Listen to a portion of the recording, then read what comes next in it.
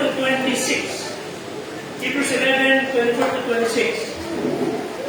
Tunuan tayo ng Diyos mga kapalit na nasain ang mabuhay na tagumpay.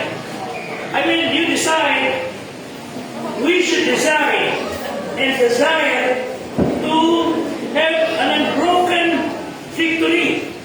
Na hindi tayo hapay-hapay sa buhay Kristiyano, hindi dire-diretso tayo. Okay, Hebrews 11, 24 to 26. Basta natin ang salita ng Diyos. Begin.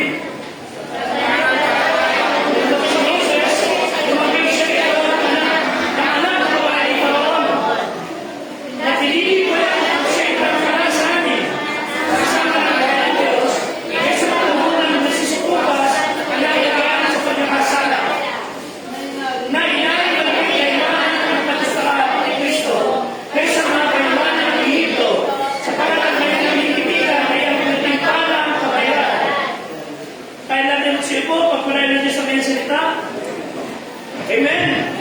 Ang biyaya nating ang masalangit ay sumainyo. Sa pangalan ni Kristo ng ating Diyos at tagapagligtas. Mga kapatid, panahon na nasain natin mga Kristiyano ang mabuhay ng katagumpayan. Hindi tayo takay-takay ng Diablo, laging pinababagsak, knockdown palagi ng Diablo. It's time to assert, tayo ay tagumpay kay Kristo. Sa pagkatotoo po yung sabi ng Bible we are victorious. Dahil tayo na-awit, victory in Jesus. Nais po ng Panginoon tayo ay huwag matalo ng Diablo. If I start in the church, how can Satan defeat you? One, pagka kayo nasa church, nakubukas ang cellphone, sa narakinig, sa Facebook. Diyan lang kasimple. Sandali lang. Pero pag nasa ka ng church, you want to be victorious, sa ngayon sa ito yung makinig sa preaching. Amen? Hindi ko bawal na bukas ang cellphone. Kailangan yan, pag may emergency, ayusin nyo, tugunin nyo. Pero huwag nyo sabayan yung preaching ng paglalaro. Why? Dahil dyan kayo mababagsakin ng Diablo unti-unti sa loob pala ng ating simbahan. But it's what many Christians want.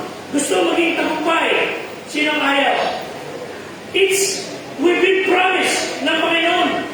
Ang sabi ng Diyos, sa akin, may buhay kayo. Sa akin, may tagumpay kayo. 1 Corinthians 15:57. Ano sabi ng Bible? Salamat sa Diyos, kay Kristo Jesus, ang bibigay sa atin ang tagumpay. 1 Corinthians 15:57. Pero ang tanong, bakit, Pastor, hindi ko makita yung tagumpay sa buhay ko? Bakit hindi ko madama na ako ay nagtatagumpay? Salamat sa Diyos na nagbibigay sa atin ang pagtatagumpay sa pagmamagitan ni Kristo Jesus. But why we are living like a defeated believer?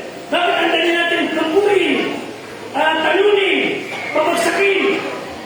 Dahil sometimes we assume na yung buhay na magtagumpay na Kristiyano habang buhay sa gitna ng mundong makasalanan, maruming, madilim, akala natin na ito tagumpay. Hindi ako magbilisyo. Tama yan. Akala natin tagumpay, hindi ako kasama sa mga malitesan. Akala natin tagumpay, hindi natin pagbarkada sa masama. Dahil hindi maganda. Ba't hindi naman po yun? Hindi ako masama, kagaya nila. Ako ay malino, hindi ako barubal. Ako ay maayos. Mas magaling ako kaysa sa kanila. Yun ang naging tuntos. We thought ang ating tagumpay na sinasabi ng Panginoon, yung buhay na independent, self-reliant, self-sufficient, ako ang kapitan ng sarili kong buhay. Ako masusunod. Kaya sabi natin, be your own boss over Satan. Dapat na masunod si Kristo. Hindi yung ating sarili. And so, tulungan tayo ng Diyos ngayong umaga na matapang natin yung tunay na tagumpay na may kapagbabaan na ang Diyos lagi na itataas. Basahin naman na ng talata. Unang 1, 5:3. Every mga susi, how can we have a life of unbroken victory? Paano naman ang buhay ng tuloy-tuloy na hindi na puputol na tagumpay? 1 John 5:3, basa. Sapagkat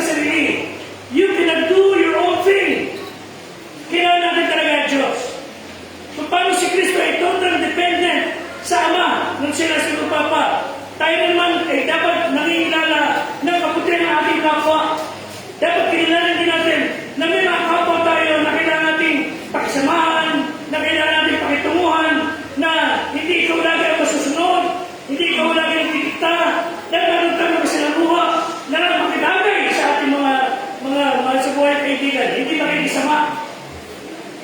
Matuto makibagay, makipagbuhay, as if we are depending on them, and they are depending on us. Ibig sabihin, hindi tayo dapat mabuhay nang nakahiwalay ka sa katotohanan. We need each other. Kailangan yung church. Kahit nakasa apoy ng dupong, ang sibisang maglalagabag na apoy, inihiwalay mo. Mamamatay apoy niyan. Kailangan natin sama-sama. Kailangan natin tutulong-tulong for us to be stronger, for us to learn more. So, balikan natin Hebrews chapter 11. Again, the message is this: how to have a life of unbroken victory. Para tayo magkaroon ng tagumpay na walang tigil sa ating buhay Kristiyano. Hebrews 11:24. Nabasa natin. Let's say, for example, Moses. Lumaki siya. Tumawag siya, tawaging anak ni babae ni Paron. Remember, si Pharaoh, hari ng araw yan. At yung anak ni babae, nakita si Moses sa basket.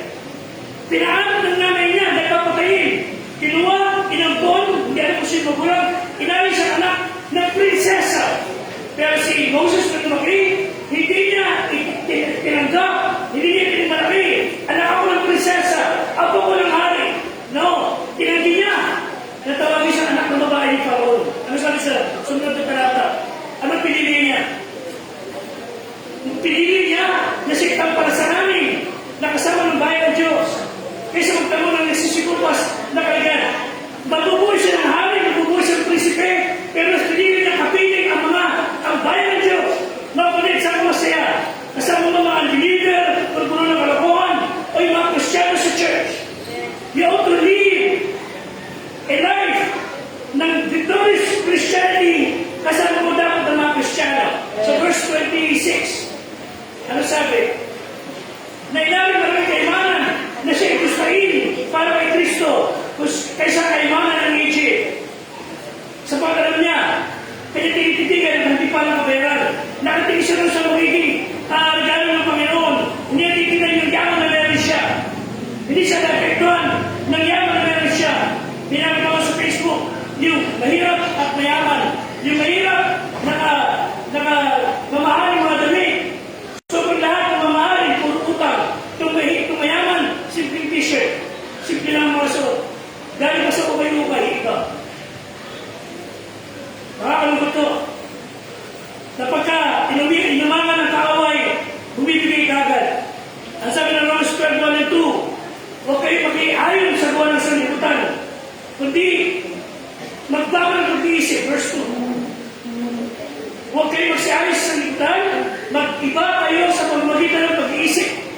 Pagbabago ng pag-iisip, then you will know the will of God. So tayo mga Kristiyano, pinalilibutan tayo ng mga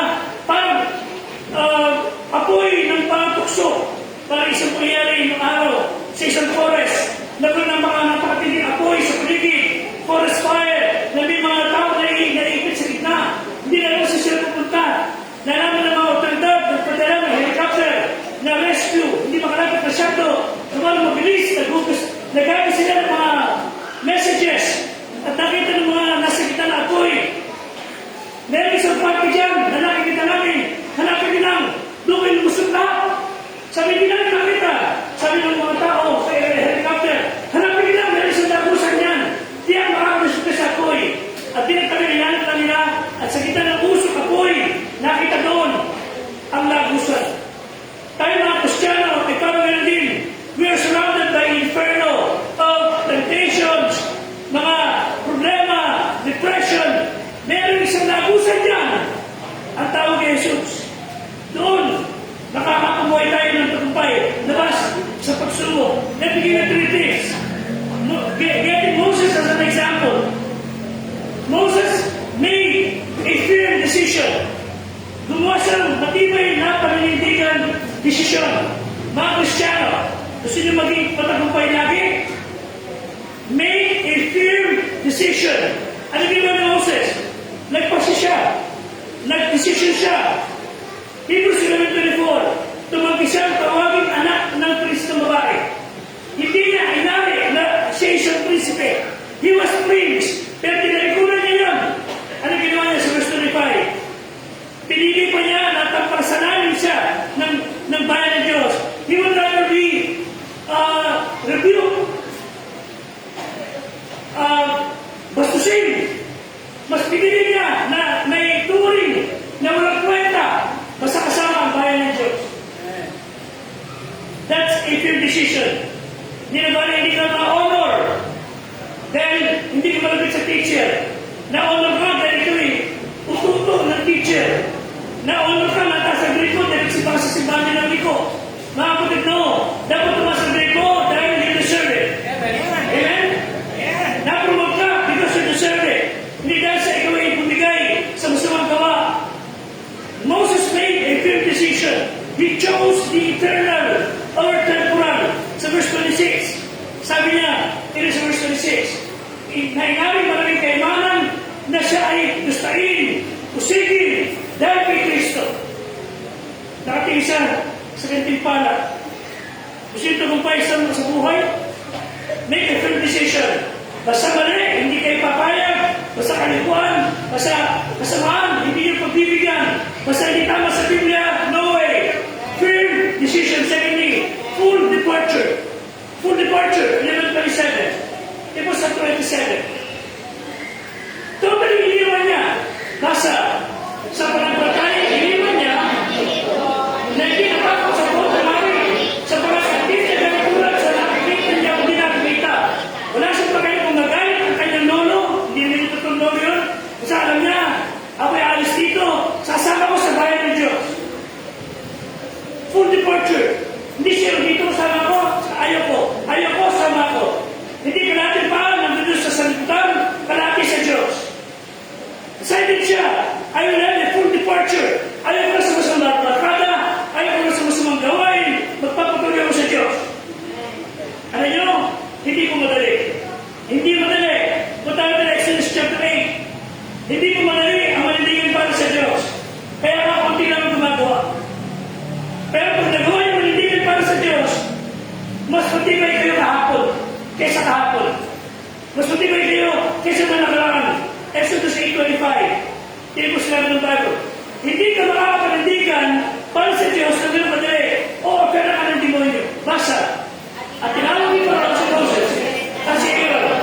Hindi mga kayo, mag-ride kayo sa Diyos sulupayin. So hindi na mabigyan ni Parang. Sabi ni Parang, sige na lang. Sige, humahuli kayo. Papayagan na namin din maghain, sumamba. Maging religyoso na kayo. Pero, dito na lang kayo sa sanlibutan. Parang, sige, pwede mo kasi ng Bible. Basta mo kasi church mo. Sige, mag-pray ka bago kumain. Hindi ka namin pagkatamanan. Basta magkaroon mo church. Sabi ni Pero, sige, mag-religious kayo, magsamba kayo. Papayagan na namin kayo. Pero dito kayo. Dito kayo sa sanlibutan. Mga kapag hindi po pwede sa Diyos. Ang Kristyanismo po ay dapat sa lugar na tama. Lugar na gusto ng Diyos. Huwag ka manatili sa sanlibutan. And then pupunta sa church on Sunday. Pag Lunes hanggang Sabado, lahat ng ginagawa mo puro kamunduhan. Tapos Linggo, okay ka ulit. Mga kapatid, hindi po gawa ng Kristyanan. Gawa po yan ang mundo. Pangalawa, ano rin po sa kanya? Verse 28. Inafero siya. Masa. Akin? Masa.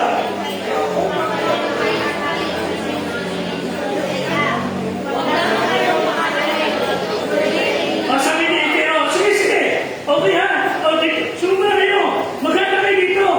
Eh, kaya lang. Ayaw ba? O sige. Sige, labas kayo naman. Huwag lang namin ha. Basta, sipa ka. Tapos, chongi-chongi ka. Sipa ka, tapos, drugs ka. Inom ka. Sipa ka, tapos, sugal ka. Basta mo na lalayo ha. Dito lang. Pag-pray mo rin ako ha. Religious. Pag-pray mo rin ako. Mga kapatid, hain ang job niya. Ang gusto ng job mo, lagi ka na sa borderline. If you want to be victorious, dapat hindi 50-50, dapat 100%. Pag sa Panginoon ka. Ano sa mga Bible? I think it's 1 Corinthians chapter 10 verse 20. Tinayin ko. 1 Corinthians 10:20. Hindi nagkakamali. Okay, tingnan natin. Sinasabi ko ang mga, yan. Okay, hindi niya maiinuman ang sarang ng Panginoon at ang sarang ng demonyo. Kaya hindi maaaring magkasama sa tulong ng Panginoon at sa tulong ng demonyo. Hindi pwede.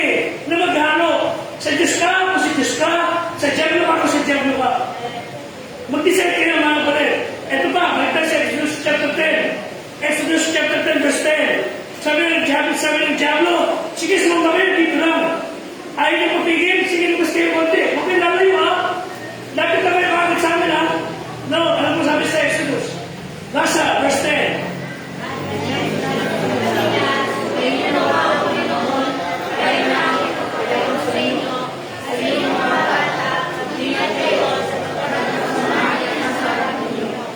Si Pharaoh, hindi pa pumasok nila.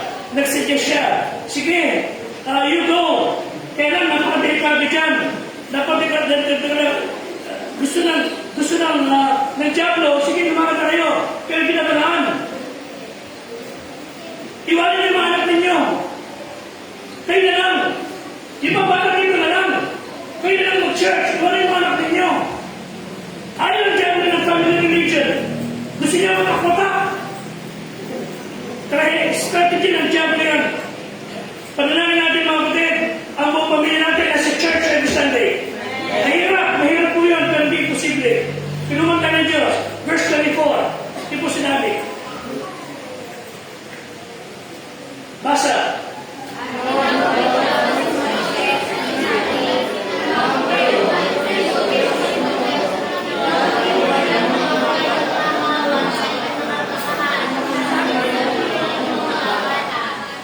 Sige, hindi natin napigil. Ayaw dito, sige. Ayaw dyan lang, sige, punta tayo. Ayaw naman, sige, sama mo na lahat yun. Sama mo na lahat yun.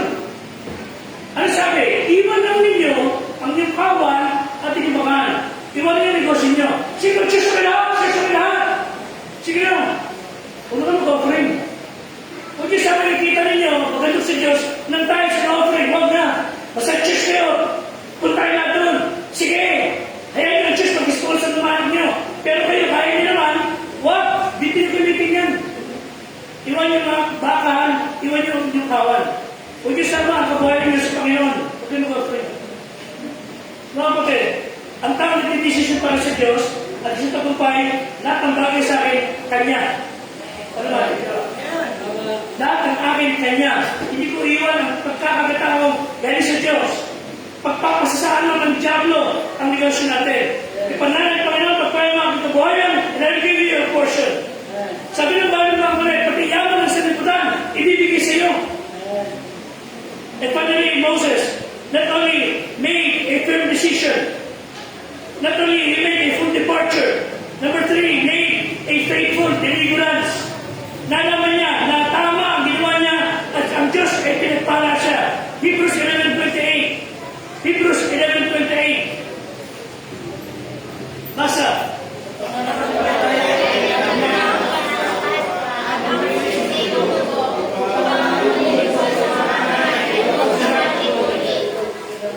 Iniligtas sila ng Diyos sa kapamakan. So it's not enough to make a decision. Hindi dapat na ikipagbagin tayo sa kaaway. Only through God. At ang ating pasyang kumalik sa Diyos ang magpapalaya sa atin. Mabigat sa umpisa, pero na, plano ng Diyos sa ating buhay, magtagumpay. Bata sa ating gusto ng Diyos magtagumpay. Ayaw ng Diyos na tayo ay maging talunan, defeated. Ligtas ang kaluluwa, pupunta ka sa langit. May buhay na walang nga. Huwag yung sayangin ng buhay nyo ito, magpagamit tayo sa Diyos. Defeat is possible, pero hindi kailangan. Napagaling natin matalo, madaig, nakaaway, pero hindi kailangan. Hindi natin kailangan matalo. Joshua 7:1. Ito na yung verse, gusto ko iwan sa inyo. Joshua 7:1. Basa.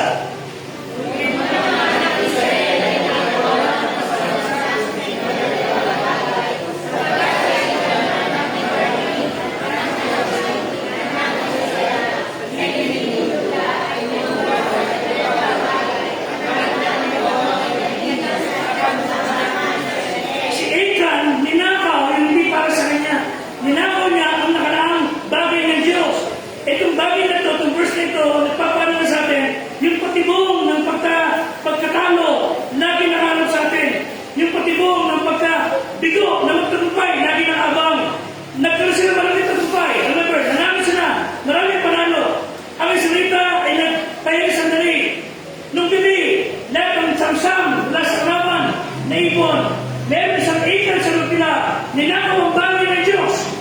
ninakaw ang hindi para sa kanya. At alam niyo, pag gumawa tayo ng katapusan sa gitna ng gawain ng Diyos, ano nangyari? Sa isang malaking tagumpay, sinundan ng napakalaking pagkatalo. Dahil sa kasalanan ng Achan, bumagsak sila ng sunod-sunod. Yung kapabayaan ng Kristiyano, hindi na nanalangin, hindi nagbasa ng Bible, hindi nagsisimba, hindi nag-ooperate, hindi nag-aakay, nagpabaya siya, hindi na siya napahamak, pati mga nasa paligid niya. Okay, ito po sa verse 21. Until nalaman ng mga tao, nalaman ni Joshua ang kasama ni Achan. At siya po, ay nahuli. Ano basa? Sabi ni Achan, 21. Basa.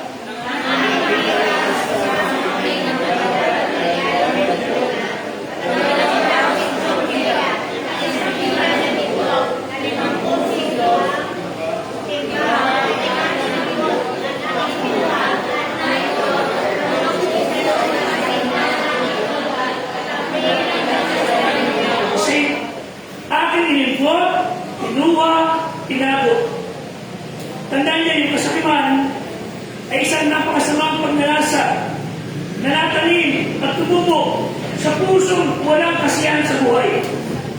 Matutukan kasiyahan sa buhay. Kung ano meron tayo, kasiyahan tayo. Kung meron na ibang tao na higit sa iyo, maging maligaya ka. May mga tao nagtingitit ang kalooban, magbibagong suot na suot si Pedro. May mga tao nagtingitit ang kalooban pag mula siya, may meron ang kapatid niya. Mamre!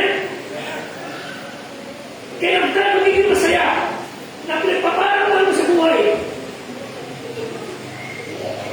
Kaya tayo magiging maligaya na kumasa sa buhay ng mga na iyong kabiyak, iyong kapitbahay. Let's be happy na pinagpaparang sila ng Diyos. Kalmaike. Ano ginawa ni Achan? Inimbot, kinuha, tinago. Sobrang sabihin. Ano nangyari? Yung prediction was never private. Ang kasalanan ni Achan nagbigay ng dishonor sa Diyos at nagdulot ng pagkatalo ng mga Kristyano, ng mga pataya, ng sumunod ng mga tigmaan. Hindi pa yan, mga kapatid. Ang mga sa buhay, pati si Achan, dahil sila makalak ay pinatay. Dahil sa kasalanan niya. Ang bawat kasalanan pinagtataguan, itinatago, ibubulantag ng Diyos yan. The things done in secret will be shouted from the rooftop. Ipahayag ng Diyos yan. Ipahiya tayo. Pero ang bawat kasalanan ipinahayag sa Diyos, ay tatak ka ng Panginoon. Ang bawat pusong magpakumbaba at huminang tawad, tatak ka ng Diyos ang kapatawaran. Proverbs 28, verse 13, last verse. Proverbs 28:13. Basa mga kapatid.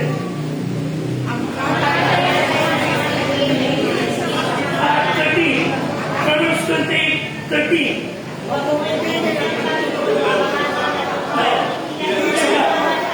Isa pa. 28 verse 13. Begin.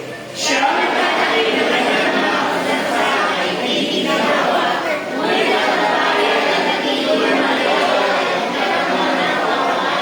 Amen. Pagpilihan mo yan, tatan mo ng kaawan. Sabi isa, the key to unbroken victory is not perfection. Pag nakaraman ng tuloy-tuloy na tagumpay, at tuloy-tuloy na tagumpay, yung tuloy-tuloy na paghingi ng tawag sa Diyos, pagtapak mo ba, keeping your heart right. At alam mo na wala kang ikinatago sa Diyos na bigay. Ano ang bagay na meron tayong dapat isuko sa Diyos? Iharap mo na sa Panginoon at tumita ng tawad. Or else, we will live in a defeated life and you will never have an unbroken victory. Tayo natin